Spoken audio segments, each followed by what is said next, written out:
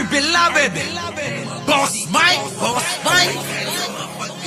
Cervera. Ito na nga mga kababayan ha. Ito. Si Digong. To lower the price of rice.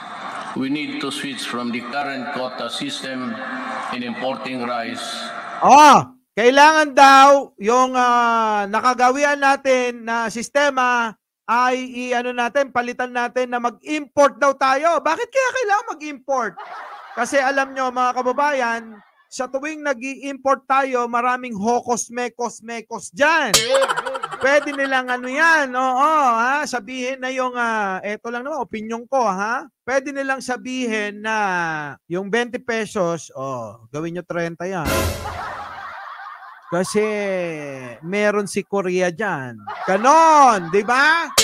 So tuloy-tuloy yung ligaya nila. Malinis siguro ang bigas. Naloko na. In importing rice to a tariff system where rice can be imported more freely.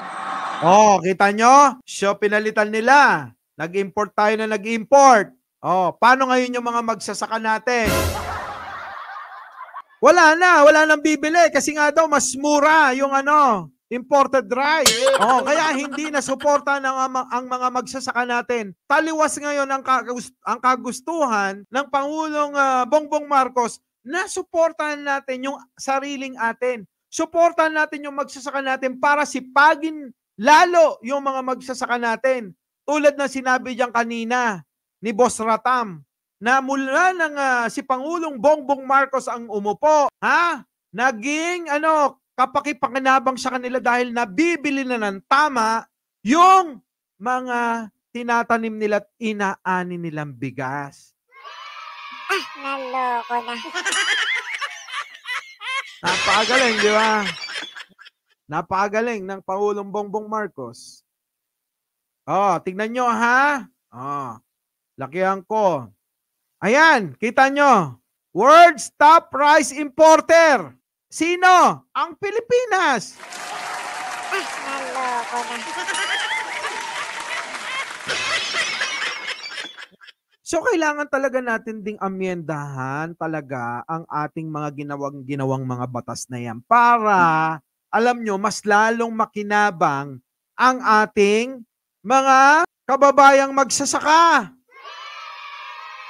Diba nakakahiya? Number 1 tayong importer dahil nga yan sa ginawang batas. Nino, Cynthia Villar na inaprubahan ni Digong nyo na hinahanap ngayon ng anak niya si Baste.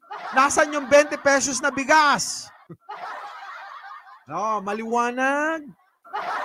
Kung talagang sinuportahan lang pala yung mga magsasaka nun, kung 16 pesos yung palay, mga boss, malamang kayang ibaba yun ng kahit na, sabihin mo na 30 pesos. Diba? Kasi gigilingin, idadalin, kikita, diba? Pwede. Nakakalungkot. Nalulungkot ako bigla.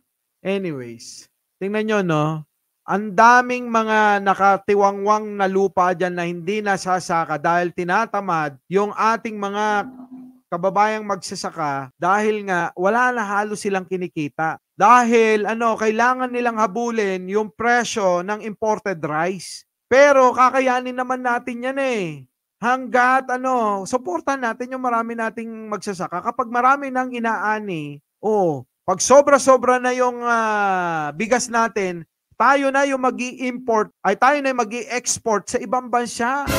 Di ba? Di ba? Pero bakit nag-import? Nagigets nyo na. Kung anong mura ng palay noon, bakit kailangan nating mag-import? Yun ang tanong. Dahil nga, pag nag-import, may mga kickback. Kikita sila. Diba? Kita dito, kita doon. Ganun. Walang kasawaan sa pera yung mga yan. Naloko na. Bigyan nyo kaya sa akin. Our beloved Boss Mike